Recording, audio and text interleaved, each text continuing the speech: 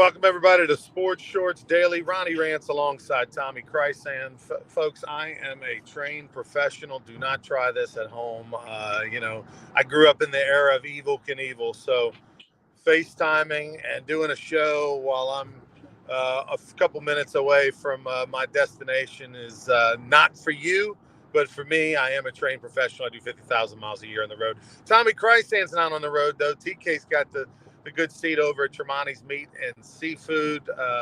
TK joining us from Tremonti's Meat and Seafood right there in the heart of Baton Rouge near Parkview Baptist off Airline Highway. I am at an undisclosed location. You can guess it if you really know your map. Brought to you by Louisiana Sports Hall of Fame.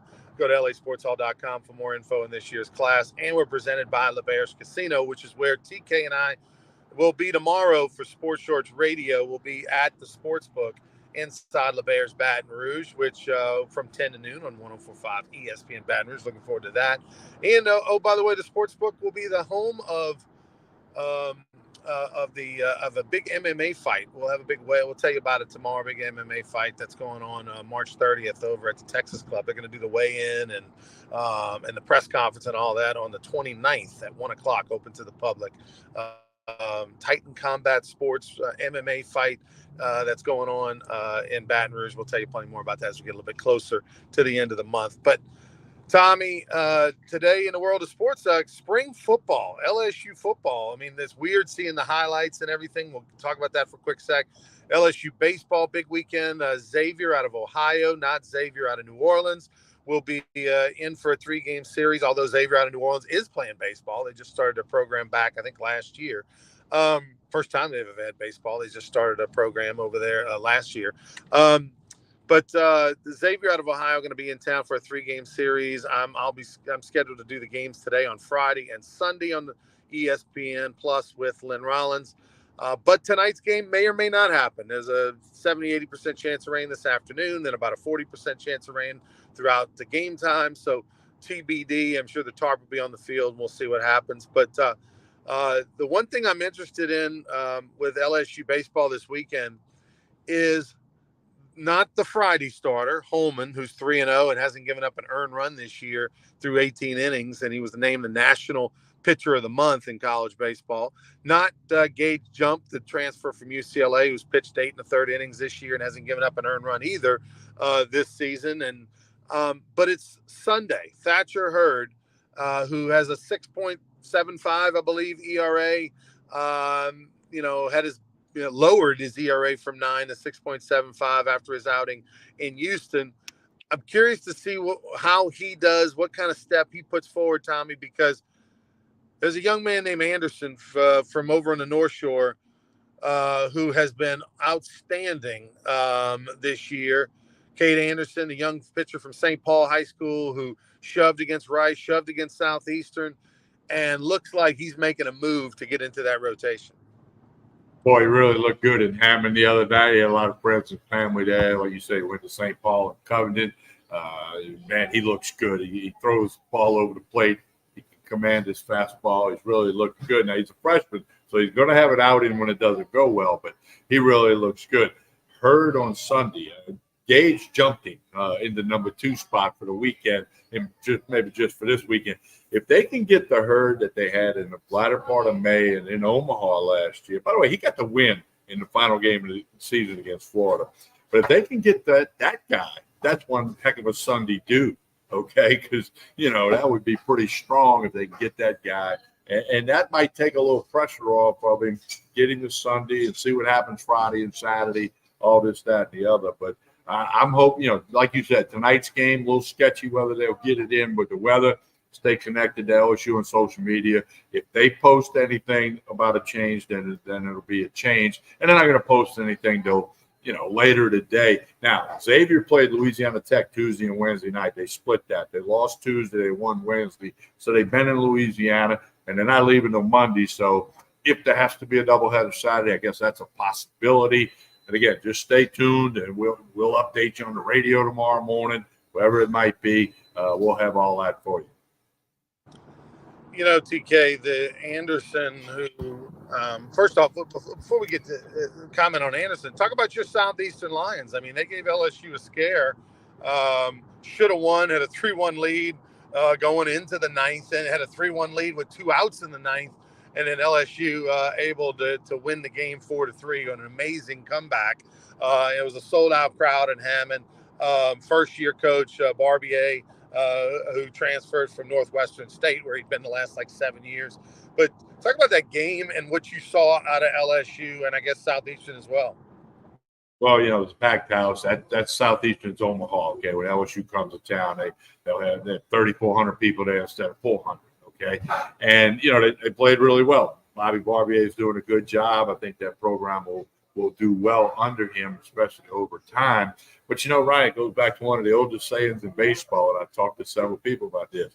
You got to get 27 outs. Southeastern didn't get 27. They were down to 1 strike. LSU was down to 1 more strike and the game's over. And LSU found a way to win a big pinch hit by Ethan Fry, all that good stuff. So it was a big win. Coach Johnson said he thinks Coach Barbier is going to do a good job in Hammond, and over time we'll see that. But that was a big win on the road for the Tigers. Cade Anderson's performance. Ackenhausen only throws 10 pitches to save the game at the bottom of the ninth. Punched out all 3 guys, 10 pitches, almost an immaculate inning. So that was a big win for LSU. So they had a 5-game road swing, and they won all 5. Not everybody can say you go on a 5-game road swing and win all 5. LSU did. And, of course, Xavier, the Musketeers, coming to town this weekend. What's incredible, if you're Southeastern, it's a lot of woulda, coulda, shoulda. They played so well in that game. Even they overcame Anderson, who just had them handcuffed, and pitched really well themselves, and including Aiden Vosberg, former Baton Rouge Rougarou pitcher in 2022. Aiden had an outstanding performance in relief, went 4 1/3 or 4 2/3, something like that, and only gave up the 1 run. But I'll tell you, the Southeastern, if you remember, Tommy, there in the 8th inning, Southeastern had runners at first and third with 1 out, and first and second with 1 out, and a ball is hit off the wall in right field, off the wall in the air in right field, and Southeastern doesn't score. In fact, the runner from first, rightfully so, anticipates he's going at least to third, runs up the back of the runner at third who had stopped and gets thrown out at second. So instead of, first and third or second and third and 4-1 lead with 1 out, instead it's first and third, 2 outs, the next guy makes out, and they don't get any more runs. Southeastern would have scored probably at least another run. They would have been up 5-1, 4-1 minimally, 5-1 probably at least going into the 9th inning. Instead, they're only up 3-1, and LSU wins the game. The ultimate Jim Mora woulda, coulda, shoulda. Yeah, with base running blunder that was very costly. When you were able to see what transpired after that. So they got to learn from it. And, some of these guys, it's all about reading that baseball. And sometimes you're going to read it correctly, sometimes you're not. And, those guys will learn from that. But, and Southeastern will build on that. They had the reigning national champions on the ropes down to 1 pitch. Couldn't get it done. So next time they get in that spot. Ryan, the other thing I thought about at the end of that game, you and I have talked for years how when you have that lead by 2 runs in the 8th and 9th inning, you got to win that one. You can't let it get away. Well, this was the reverse for Southeastern. For LSU, they were down 2 outs, 2 strikes, still down 2 runs, and got the win. So Southeastern let it get away, but LSU got it, and that's what championship teams do. You find a way to win that. Yeah, and as a former 16-year, summer baseball coaching 18-year-old kids, my heart hurts for the Southeastern Lions, and from a standpoint of Tommy, first and second and 1 out and a ball off the wall, you should score every time. You should score both guys. You should score both. Or you make them throw the second guy out at the plate. Yeah, look, I don't think the ball was hit hard off right field and 1 hop to the guy. I don't think there's any way the guy at first scores. But the thing is that why are you tagging? It's 1 out. Why are you tagging? So you go halfway, the ball hits off the wall. If you go halfway from second to third, ball hits off the wall, you score. So, there's no reason to tag with 1 out. And it's not like it was a camp ball. You're seeing the numbers on the jersey of an outfielder. You go halfway. It's just it's inexcusable, and it's the ultimate. You open the door when that happened, Tommy. I swear, when that happened, I was like, they opened the door for LSU. They gave them a chance. They could have put the dagger and had one of the biggest wins in that school's history. Turned their season around. A lot of confidence with the new staff, new players, all this stuff. They left the door open, and LSU's just too good, and they came back. And how about Ackenhausen? My goodness. I mean, just 10 pitches, 3 strikeouts in the ninth, in the bottom of the ninth on the road against, unbelievable dominant performance. And clearly LSU found their closer for a little while. Well, and I'm going to disagree with you a little bit. I'd have tried to score the guy from first. Here's why. You're the home team.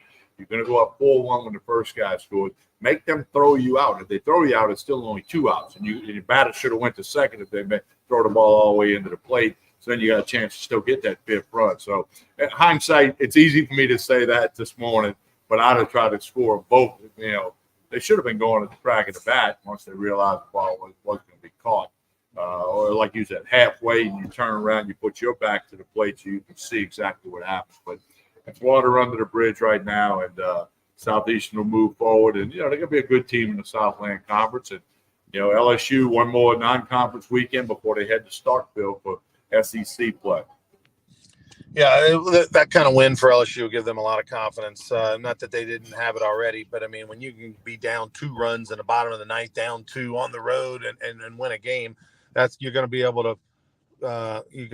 to remember that in the future, because you're going to be finding yourselves in some challenging spots in the future. LSU men's basketball came down crashing to reality this week on the road at Arkansas. Not a very good Arkansas team. We thought maybe LSU had a chance to finish the season 10-8. They went into that game 8-8, and Arkansas dominated from start to finish. Yeah, they really did. It kind of wasn't close, especially down the stretch. And, they got to turn the page. They host Missouri tomorrow night. They got to try to get that. They definitely got to try to get that. LSU women will play today, 5 o'clock, I believe. Scheduled for 5, and there's 4 games. There's a set of 2 and then another set of 2. It should start on time, because the basketball, even if the second game of the day goes into overtime, it shouldn't affect the LSU game. So look for a 5 p.m. start against Auburn, who beat Arkansas. LSU's had to bye with their number 2 seed in the SEC tournament. So we'll see what Kim Mulkey's Tigers can do. 5 o'clock against Auburn today. And as you mentioned the other day, Auburn beat LSU on the road, and then LSU was a 20-point favorite at Baton Rouge and only won by, 6 or 7 points. So Auburn's kind of been a little kryptonite for Kim Mulkey's Lady Tigers, and we'll see. I'm sure she'll address all of that, and they'll be ready to go today at 5 o'clock. I'm actually excited to see this game, because I think it's an opportunity to see how much LSU's potentially improved over the season. Because Auburn's been played them as tough as anybody, and it's one, you get 3-game series, right? It's like baseball. You get a 2 out of 3. Somebody's going to win that series, but it's obviously a bigger game for Auburn. But for LSU, it's an opportunity, I think, to send a message to themselves and everybody else that, hey, we've improved a lot, because I feel like they have. I feel like this is a much better team now than it was 2 months ago. And so I'm curious to see that in effect today, 5 o'clock, LSU Auburn at the SEC tournament. Some news out of New Orleans. A couple of surprising things happened yesterday in New Orleans involving the Saints.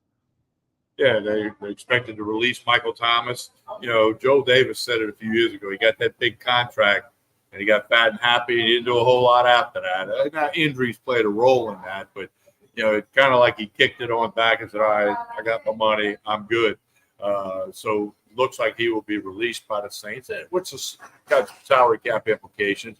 And then a 2-year, $13.75 million contract has been signed with Tyrann Mathieu. St. Aug, LSU, we know that story. $10 million of that $13.75 is guaranteed. Tyrann Mathieu, like you said a little earlier, probably must be a heck of a locker room guy, because he can't quite run like he used to.